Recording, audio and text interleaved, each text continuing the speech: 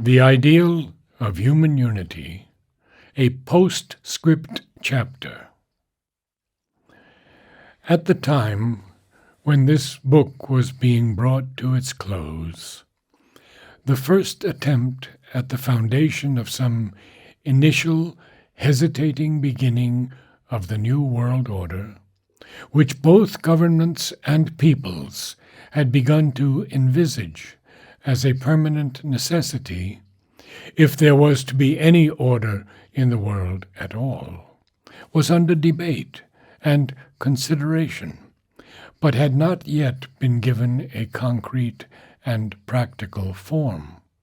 But this had to come, and eventually a momentous beginning was made. It took the name and appearance of what was called a League of Nations. It was not happy in its conception, well inspired in its formation, or destined to any considerable longevity or a supremely successful career. But that such an organized endeavor should be launched at all and proceed on its way for some time without an early breakdown was in itself an event of capital importance, and meant the initiation of a new era in world history. Especially, it was an initiative which, even if it failed, could not be allowed to remain without a sequel, but had to be taken up again until a successful solution has safeguarded the future of mankind, not only against continued disorder and lethal peril, but against destructive possibilities which could easily prepare the collapse of civilization, and perhaps eventually something even that could be described as the suicide of the human race. Accordingly, the League of Nations disappeared, but was replaced by the United Nations Organization, which now stands in the forefront of the world and struggles toward some kind of secure permanence and success in the great and far-reaching endeavor on which depends the world's future.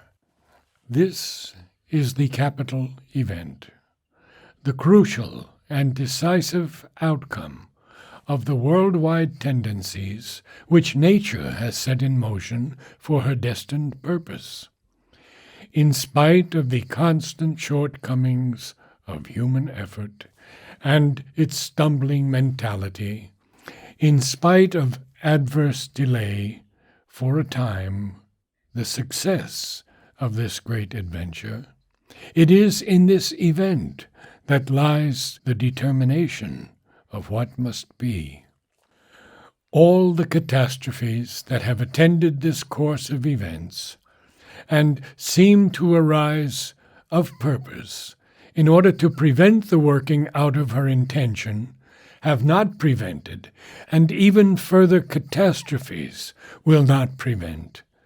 the successful emergence and development of an enterprise which has become a necessity for the progress and perhaps the very existence of the race. Two stupendous and world-devastating wars have swept over the globe and have been accompanied or followed by revolutions with far-reaching consequences, which have altered the political map of the earth and the international balance, the once fairly stable equilibrium of 5 continents, and changed the whole future. A third, still more disastrous war, with a prospect of the use of weapons and other scientific means of destruction far more fatal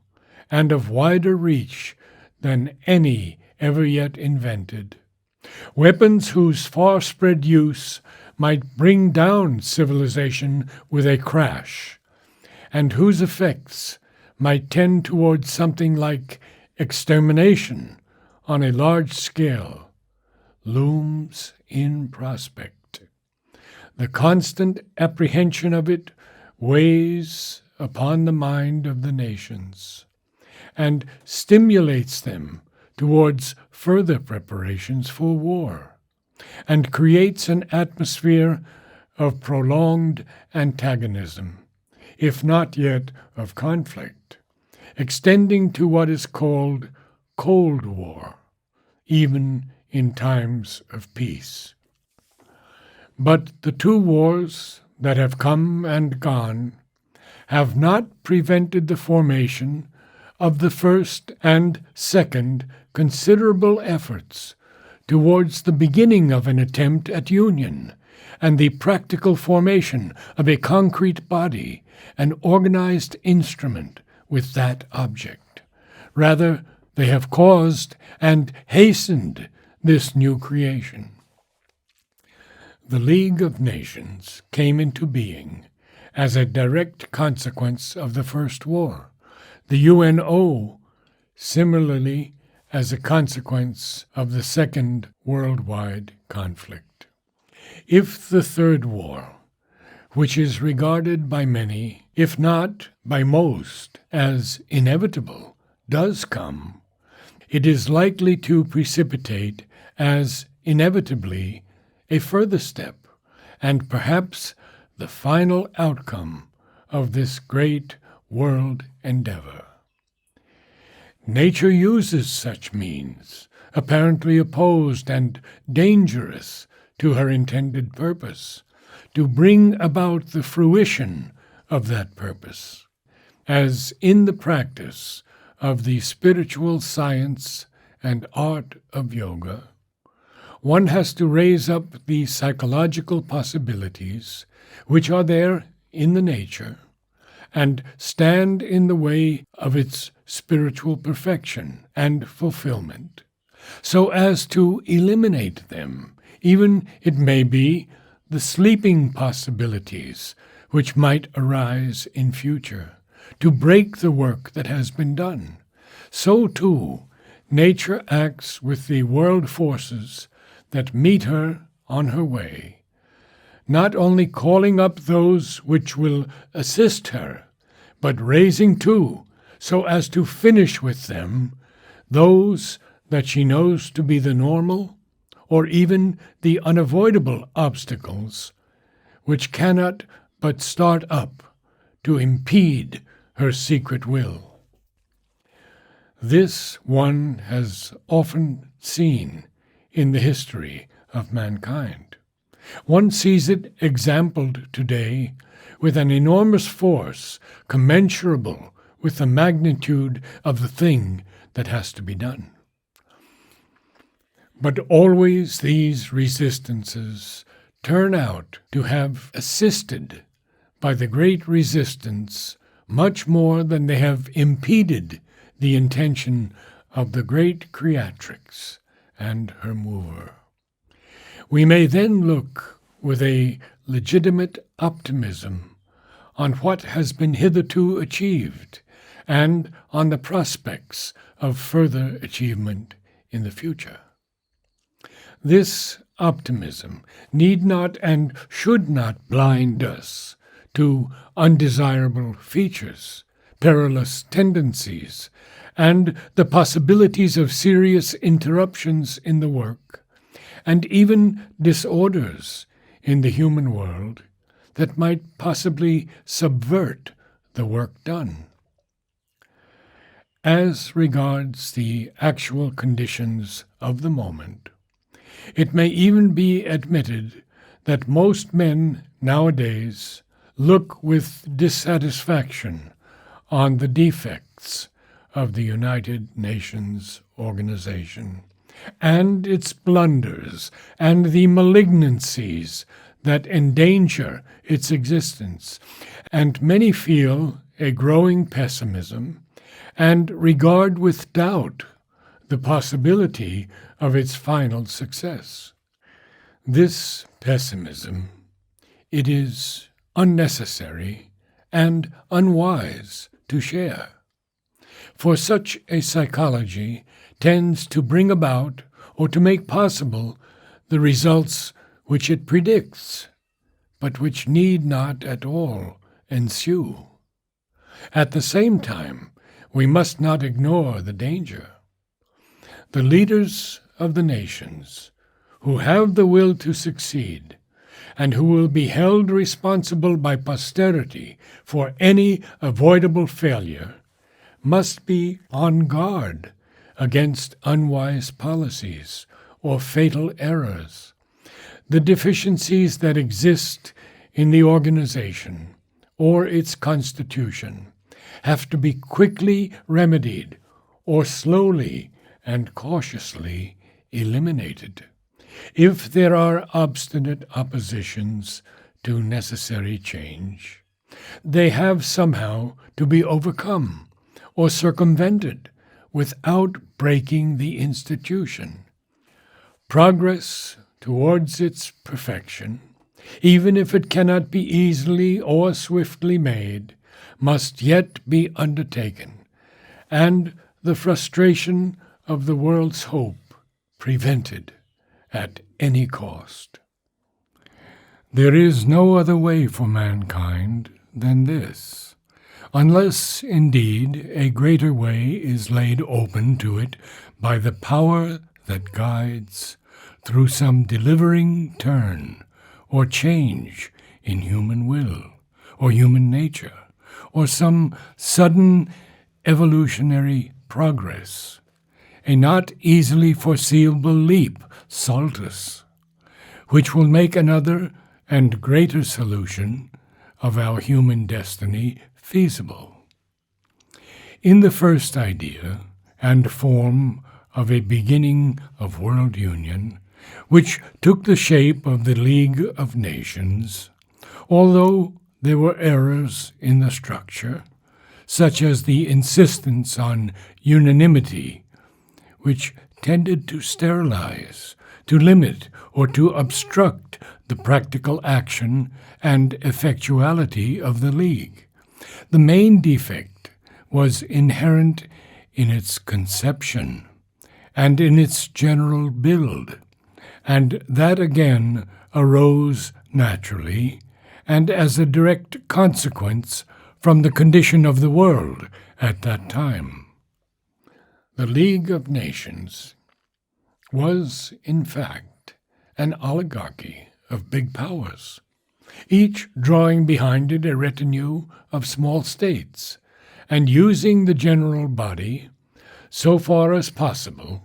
for the furtherance of its own policy, much more than for the general interest and the good of the world at large. This character came out most in the political sphere, and the maneuvers and discords, accommodations and compromises, inevitable in this condition of things, did not help to make the action of the League beneficial or effective, as it purposed or set out to be. The absence of America and the position of Russia had helped to make the final ill success of this first venture a natural consequence, if not indeed unavoidable. In the Constitution of the UNO, an attempt was made, in principle at least, to escape from these errors. But the attempt was not thoroughgoing and not altogether successful. A strong surviving element of oligarchy remained in the preponderant place assigned to the 5 great powers in the Security Council, and was clinched by the device of the veto. These were concessions to a sense of realism and the necessity of recognizing the actual condition of things and the results of the Second Great War, and could not perhaps have been avoided. but they have done more to create trouble, hamper the action, and diminish the success of the new institution than anything else in its makeup, or the way of action forced upon it by the world situation, or the difficulties of a combined working inherent in its very structure. A too hasty or radical endeavor to get rid of these defects might lead to a crash of the whole edifice,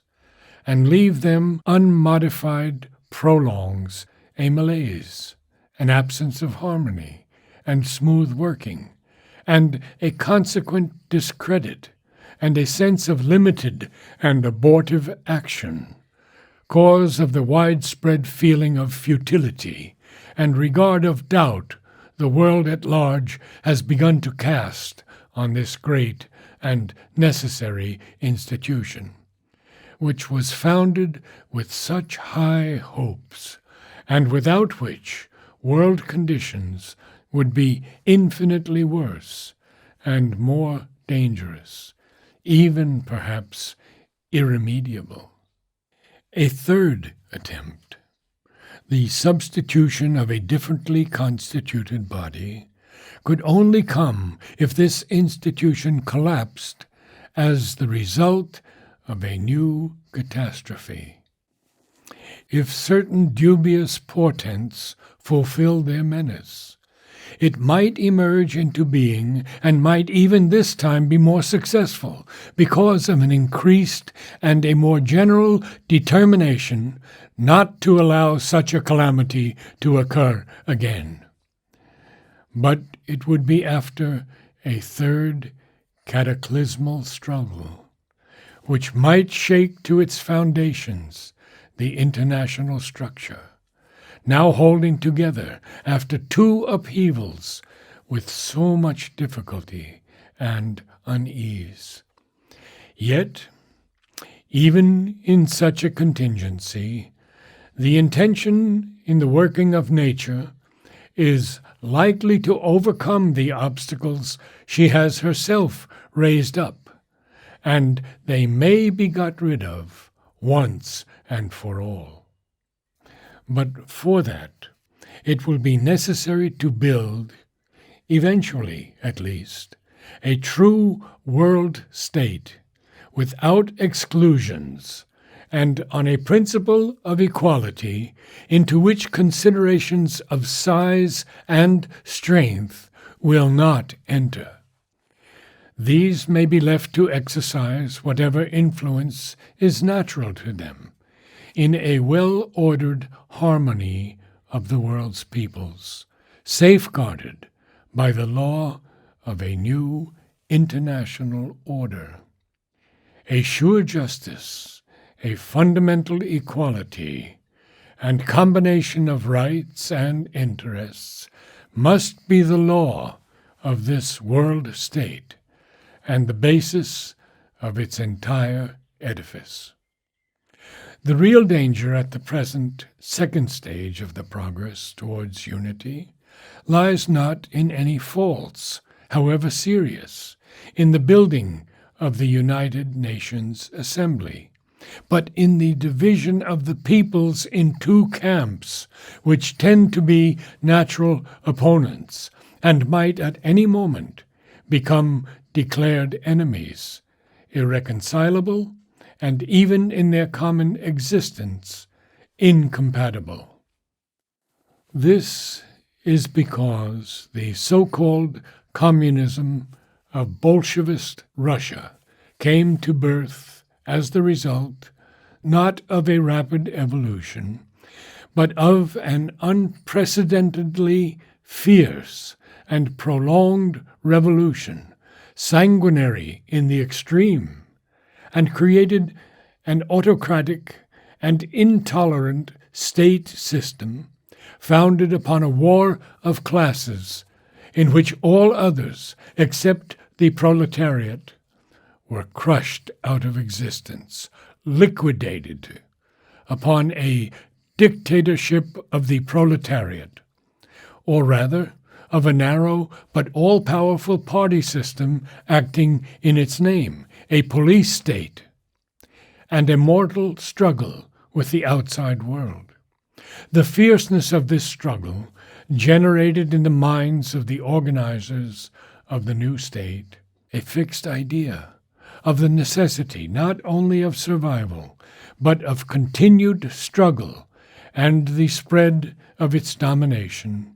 until the new order had destroyed the old or evicted it, if not from the whole earth, yet from the greater part of it, and the imposition of a new political and social gospel, or its general acceptance by the world's peoples. But this condition of things might change, lose its acrimony and full consequence, as it has done to some degree with the arrival of security and the cessation of the first ferocity, bitterness, and exasperation of the conflict. The most intolerant and oppressive elements of the new order might have been moderated, and the sense of incompatibility or inability to live together or side by side would then have disappeared, and a more secure modus vivendi been made possible. If much of the unease, the sense of inevitable struggle, the difficulty of mutual toleration and economic accommodation still exists, it is rather because the idea of using the ideological struggle as a means for world domination is there, and keeps the nations in a position of mutual apprehension and preparation for armed defense and attack, than because the coexistence of the two ideologies is impossible. If this element is eliminated, a world in which these two ideologies could live together, arrive at an economic interchange, draw closer together, need not be at all out of the question, for the world is moving towards a greater development of the principle of state control over the life of the community, and a congeries of socialistic states on the one hand, and on the other of states coordinating and controlling a modified capitalism might well come to exist side by side and develop friendly relations with each other. Even a world state in which both could keep their own institutions and sit in a common assembly might come into being, and a single world union on this foundation would not be impossible. This development is indeed the final outcome, which the foundation of the UNO presupposes. For the present organization cannot be itself final. It is only an imperfect beginning, useful and necessary as a primary nucleus of that larger institution in which all the peoples of the earth can meet each other in a single international unity. The creation of a world state is, in a movement of this kind, the one logical and inevitable ultimate outcome. This view of the future may, under present circumstances, be stigmatized as a too facile optimism. But this turn of things is quite as possible as the more disastrous turn expected by the pessimists, since the cataclysm and crash of civilization, sometimes predicted by them, need not at all be the result of a new war. Mankind has a habit of surviving the worst catastrophes created by its own errors or by the violent turns of nature, and it must be so if there is any meaning in its existence, if its long history and continuous survival is not the accident of a fortuitously self-organizing chance, which it must be in a purely materialistic view of the nature of the world. If man is intended to survive and carry forward the evolution of which he is at present the head, and to some extent a half-conscious leader of its march, he must come out of his present chaotic international life and arrive at a beginning of organized, united action, some kind of world state, unitary or federal, or a confederacy, or a coalition, he must arrive at in the end. No smaller or looser expedient would adequately serve the purpose. In that case, the general thesis advanced in this book would stand justified, and we can foreshadow with some confidence the main line of advance which the course of events is likely to take, at least the main trend of the future history of the human peoples. The question now put by evolving nature to mankind is whether its existing international system, if system it can be called, a sort of provisional order maintained with constant evolutionary or revolutionary changes, cannot be replaced by a willed and thought-out fixed arrangement, a true system, eventually a real unity serving all the common interests of the earth's peoples. An original welter and chaos, with its jumble of forms forming, wherever it could, larger or smaller masses of civilization and order, which were in danger of crumbling or being shaken to pieces by attacks from the outer chaos, was the first attempt at cosmos successfully arrived at by the genius of humanity. This was finally replaced by something like an international system, with the elements of what could be called international law, or fixed habits of intercommunication and interchange, which allowed the nations to live together in spite of antagonisms and conflicts, a security alternating with precariousness and peril, and permitting of too many ugly features, however local, of oppression, bloodshed, revolt, and disorder, not to speak of wars, which sometimes devastated large areas of the globe. The indwelling deity who presides over the destiny of the race has raised in man's mind and heart the idea, the hope of a new order, which will replace the old unsatisfactory order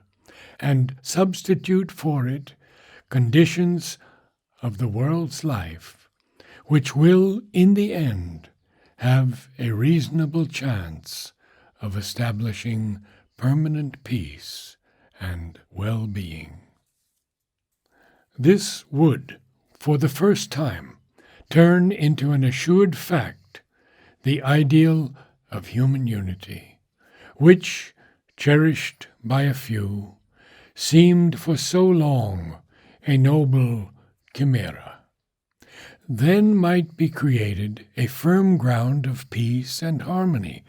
and even a free room for the realization of the highest human dreams, for the perfectibility of the race, a perfect society, a higher upward evolution of the human soul and human nature. It is for the men of our day, and, at the most, of tomorrow to give the answer. For too long a postponement or too continued a failure will open the way to a series of increasing catastrophes which might create a too prolonged and disastrous confusion and chaos, and render a solution too difficult or impossible. It might even end in something like an irremediable crash, not only of the present world civilization, but of all civilization. A new, a difficult, and uncertain beginning might have to be made in the midst of the chaos and ruin, and perhaps an extermination on a large scale. And a more successful creation could be predicted only if a way was found to develop a better humanity, or perhaps a greater, a superhuman race. The central question is whether the nation, the largest natural unit which humanity has been able to create and maintain for its collective living, is also its last and ultimate unit, or whether a greater aggregate can be formed, which will englobe many and even most nations, and finally all in its united totality. The impulse to build more largely, the push towards the creation of considerable and even very vast suprarational aggregates has not been wanting. It has even been a permanent feature in the life instincts of the race. But the form it took was the desire of a strong nation for mastery over others, permanent possession of their territories, subjugation of their peoples, exploitation of their resources. There was also an attempt at quasi-assimilation, an imposition of the culture of a dominant race, and, in general, a system of absorption, wholesale, or as complete as possible. The Roman Empire was the classic example of this kind of endeavor, and the Greco-Roman unity of a single way of life and culture in a vast framework of political and administrative unity was the nearest approach within the geographical limits reached by this civilization to something one might regard as a first figure or an incomplete suggestion of a figure of human unity. Other similar attempts have been made, though not on so large a scale,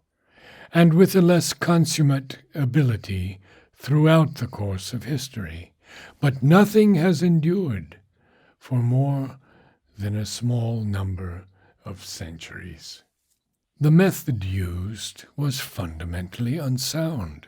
inasmuch as it contradicted other life instincts which were necessary to the vitality and healthy evolution of mankind,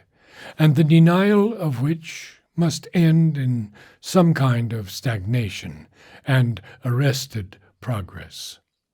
The imperial aggregate could not acquire the unconquerable vitality and power of survival of the nation unit.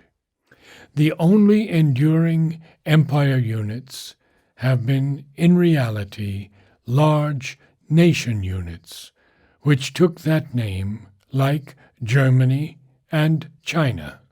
and these were not forms of the supranational state, and need not be reckoned in the history of the formation of the imperial aggregate. So, although the tendency to the creation of empire testifies to an urge in nature towards larger unities of human life, and we can see concealed in it a will to unite the disparate masses of humanity on a larger scale into a single coalescing or combined life unit, it must be regarded as an unsuccessful formation without a sequel and unserviceable for any further progress in this direction. In actual fact, a new attempt of worldwide domination could succeed only by a new instrumentation or under novel circumstances in englobing all the nations of the earth or persuading or forcing them into some kind of union. An ideology, a successful combination of peoples with one aim and a powerful head like Communist Russia, might have a temporary success in bringing about such an objective. But such an outcome, not very desirable in itself, would not be likely to ensure the creation of an enduring world state. There would be tendencies, resistances, urges towards other developments, which would sooner or later bring about its collapse or some revolutionary change which would mean its disappearance. Finally, any such stage would have to be overpassed. Only the formation of a true world state, either of a unitary but still elastic kind, for a rigidly unitary state might bring about stagnation and decay of the springs of life, or a union of free peoples could open the prospect of a sound and lasting world order. It is not necessary to repeat or review, except in certain directions, the considerations and conclusions set forward in this book with regard to the means and methods, or the lines of divergence, or successive development which the actual realization of human unity may take. But still, on some sides, possibilities have arisen which call for some modification of what has been written or the conclusions arrived at in these chapters. It had been concluded, for instance, that there was no likelihood of the conquest and unification of the world by a single dominant people or empire. This is no longer altogether so certain, for we have just had to admit the possibility of such an attempt under certain circumstances. A dominant power may be able to group round itself strong allies subordinated to it, but still considerable in strength and resources, and throw them into a world struggle with other powers and peoples. This possibility would be increased if the dominating power managed to procure, even if only for the time being, a monopoly of an overwhelming superiority in the use of some of the tremendous means of aggressive military action which science has set out to discover and effectively utilize. The terror of destruction, and even of large-scale extermination, created by these ominous discoveries, may bring about a will in the governments and peoples to ban and prevent the military use of these inventions. But so long as the nature of mankind has not changed, this prevention must remain uncertain and precarious, and an unscrupulous ambition may even get by it a chance of secrecy and surprise, and the utilization of a decisive moment which might conceivably give it victory, and it might risk the tremendous chance. It may be argued that the history of the last war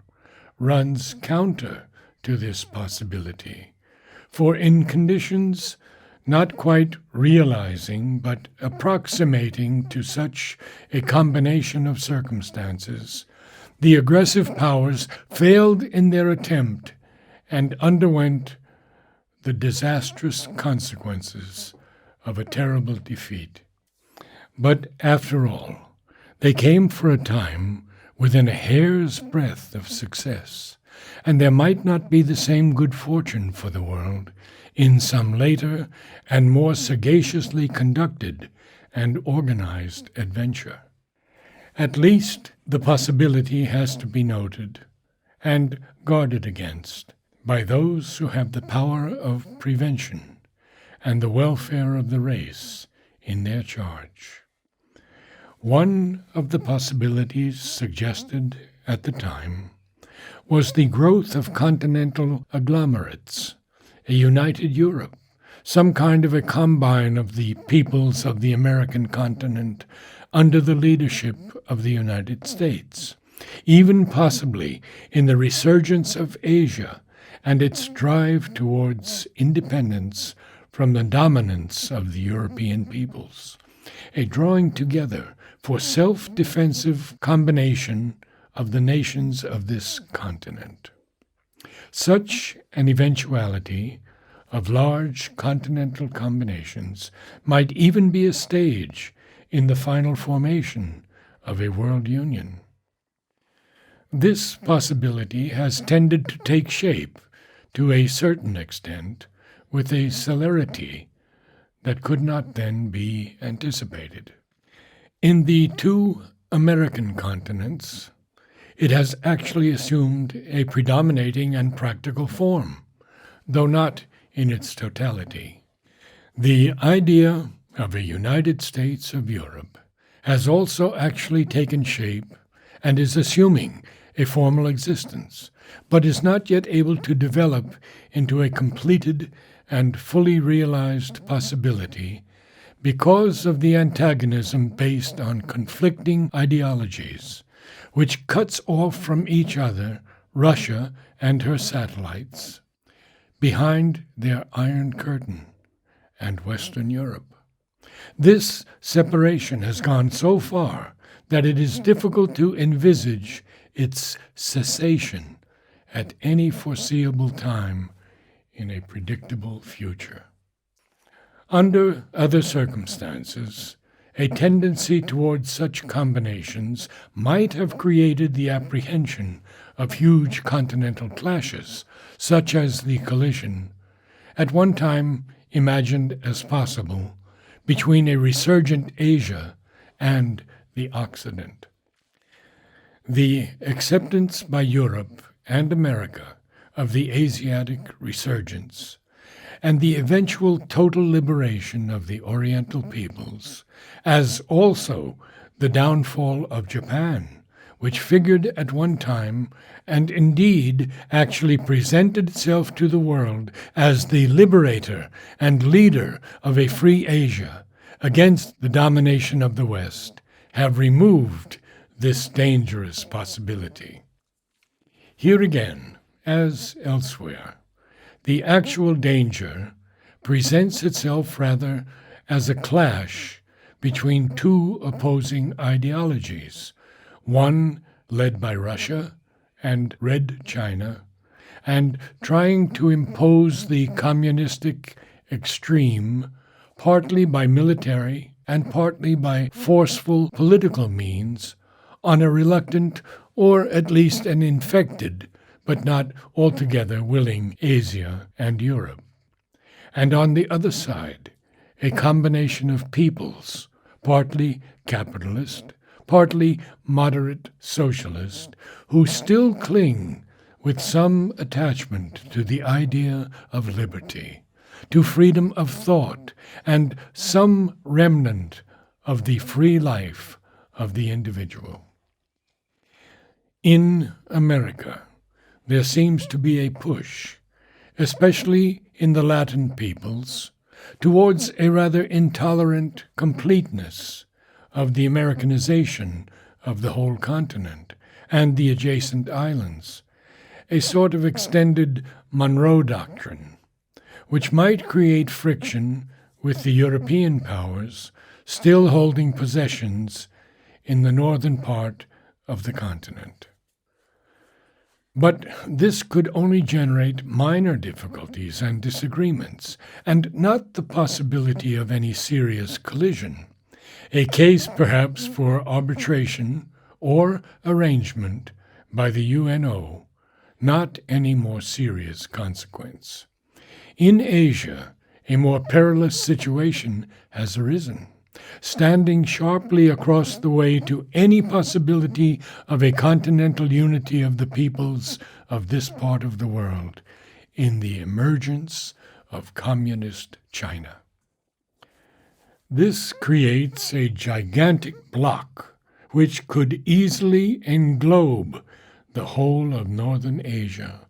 in a combination between two enormous communist powers, Russia and China,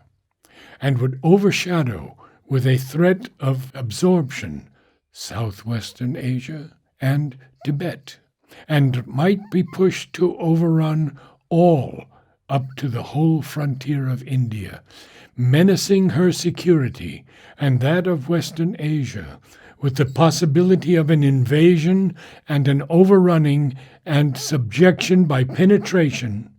or even by overwhelming military force, to an unwanted ideology, political and social institutions, and dominance of this militant mass of communism, whose push might easily prove irresistible. In any case, the continent would be divided between two huge blocs, which might enter into active mutual opposition, and the possibility of a stupendous world conflict would arise, dwarfing anything previously experienced.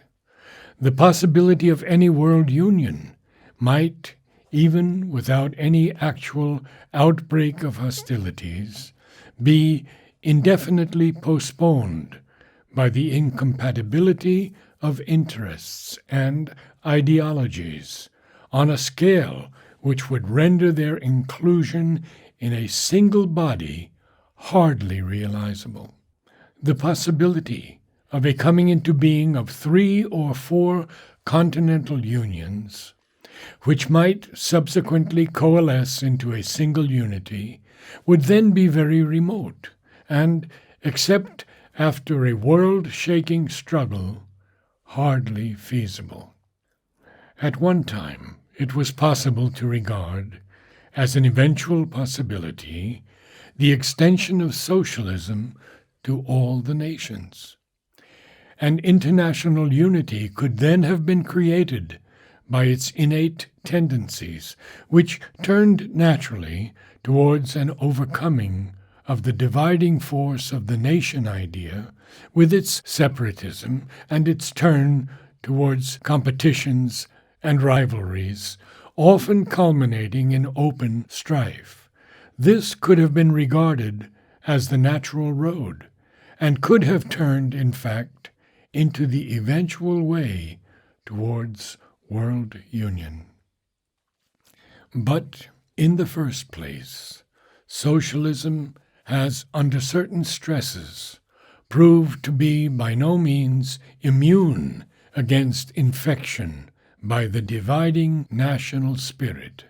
and its international tendency might not survive its coming into power in separate national states, and a resulting inheritance of competing national interests and necessities.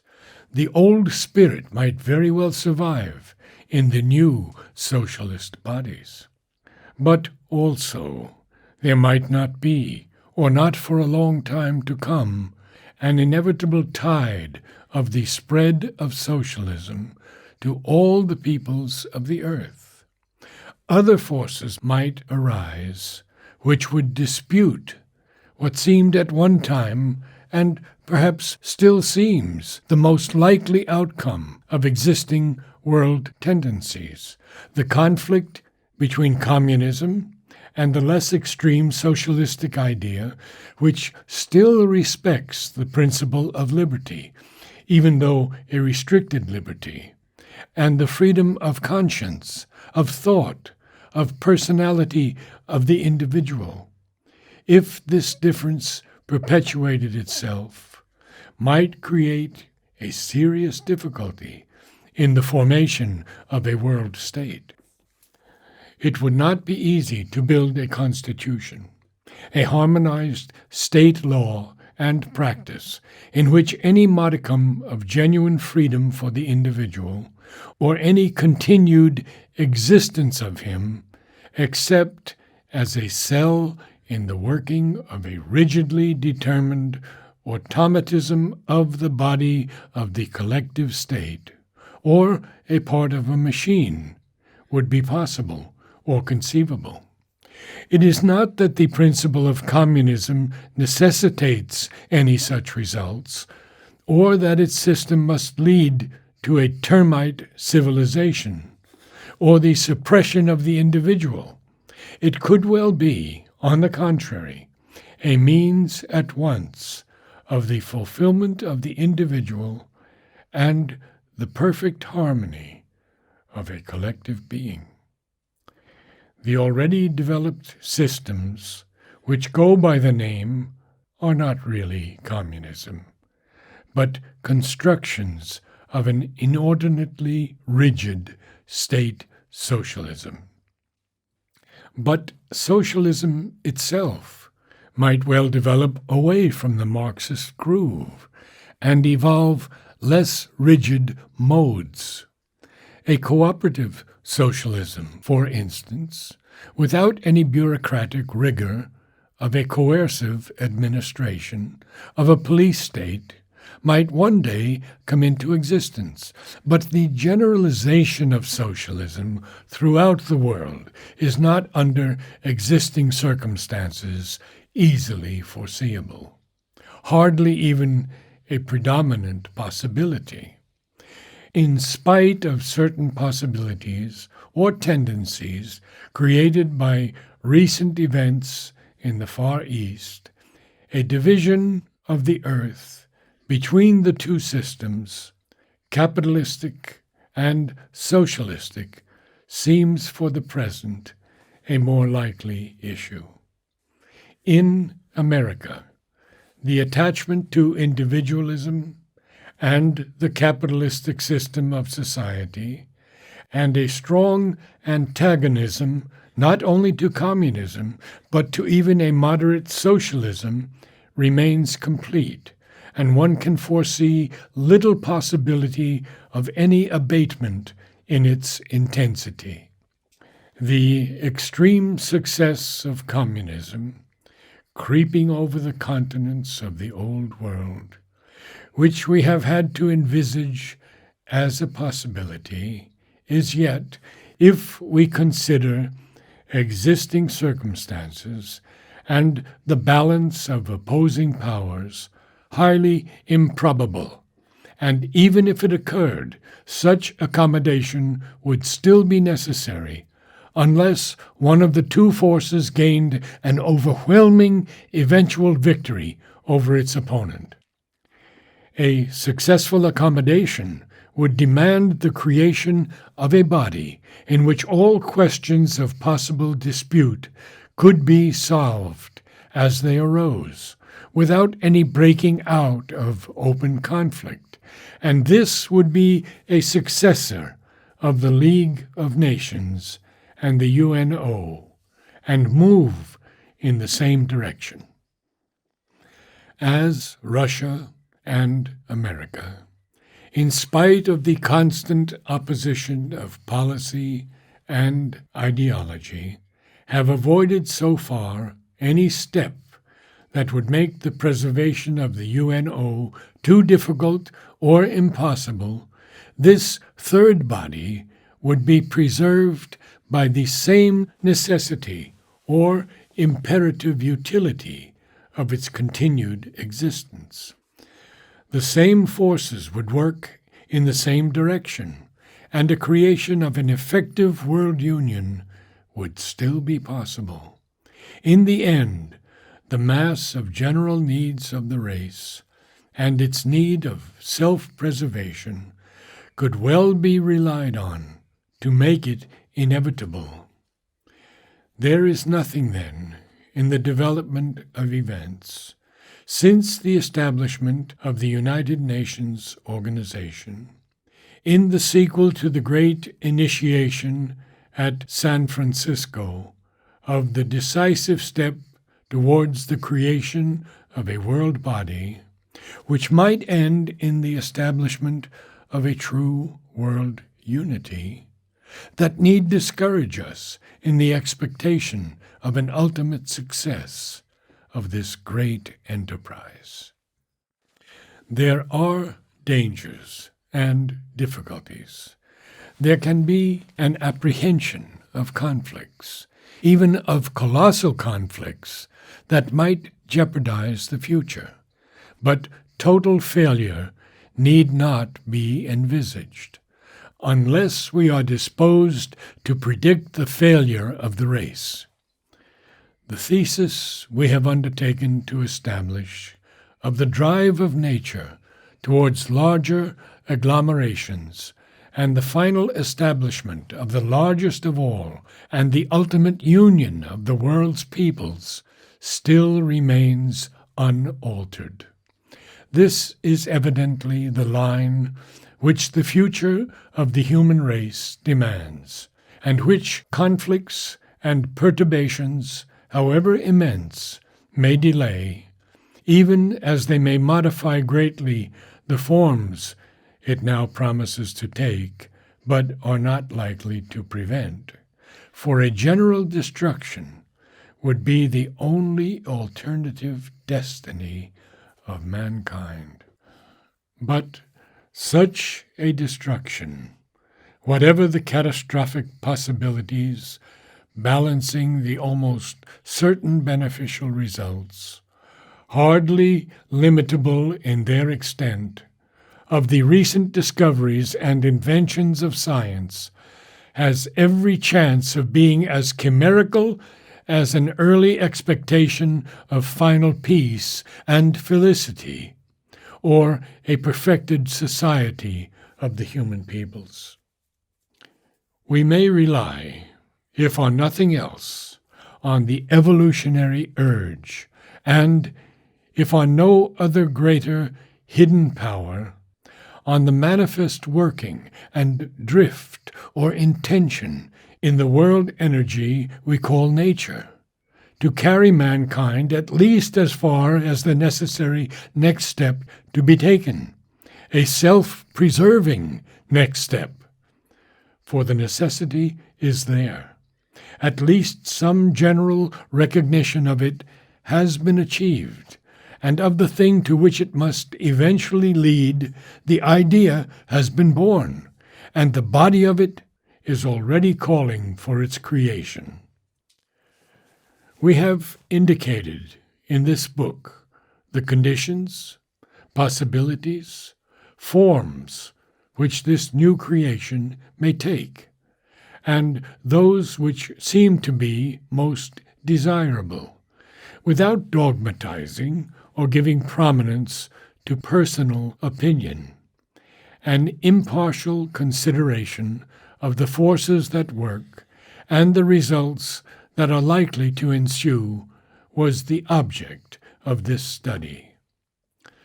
The rest will depend on the intellectual and moral capacity of humanity to carry out what is evidently now the one thing needful. We conclude, then, that in the conditions of the world at present,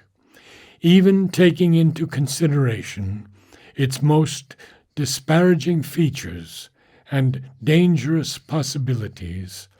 there is nothing that need alter the view we have taken of the necessity and inevitability of some kind of world union. The drive of nature, the compulsion of circumstances, and the present and future need of mankind make it inevitable. The general conclusions we have arrived at will stand, and the consideration of the modalities and possible forms or lines of alternative or successive development it may take. The ultimate result must be the formation of a world state, and the most desirable form of it would be a federation of free nationalities, in which all subjection or forced inequality and subordination of one to another would have disappeared, and though some might preserve a greater natural influence, all would have an equal status. A confederacy would give the greatest freedom to the nations constituting the world state. But this might give too much room for fissiparous or centrifugal tendencies to operate. A federal order would then be the most desirable. All else would be determined by the course of events and by general agreement, or the shape given by the ideas and necessities that may grow up in the future. A world union of this kind would have the greatest chances of long survival or permanent existence. This is a mutable world, and uncertainties and dangers might assail or trouble for a time. The formed structure might be subjected to revolutionary tendencies as new ideas and forces emerged and produced their effect on the general mind of humanity. But the essential step would have been taken, and the future of the race assured,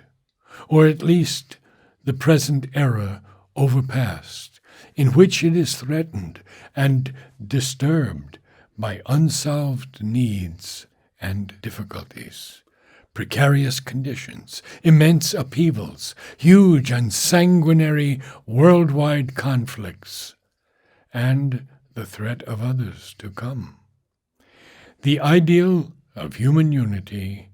would be no longer an unfulfilled ideal, but an accomplished fact, and its preservation given into the charge of the united human peoples.